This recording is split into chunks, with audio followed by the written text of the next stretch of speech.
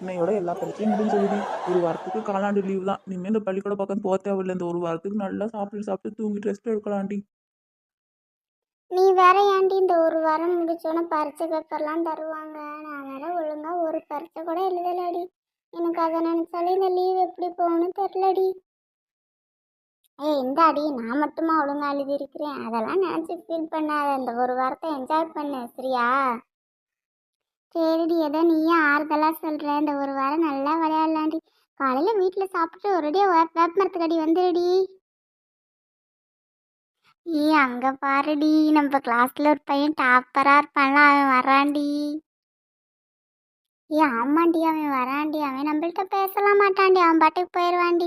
நம்ம last bench பிள்ளைங்க, அவன்லாம் நம்மள்ட்ட பேச மாட்டாடி. ஃபர்ஸ்ட் பெஞ்சில் இருக்காளுங்க பாரு, மஞ்சள் ரேவதி, அவள்கிட்ட தாண்டி பேசிட்டு இருப்பான்.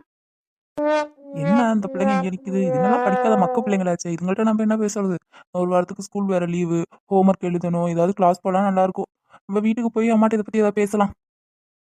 ஆமாண்டி, வாடி நம்ம போகலாம். நம்ம போய் விளையாடுறத பார்க்கலாம்.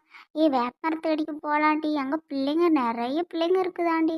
அது காலாண்டு லீவ் வேற, நிறைய பிள்ளைங்க இருக்குடி. வாடி போகலாம்.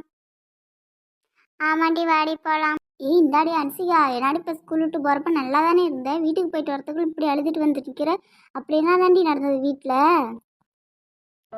அதுவாடி,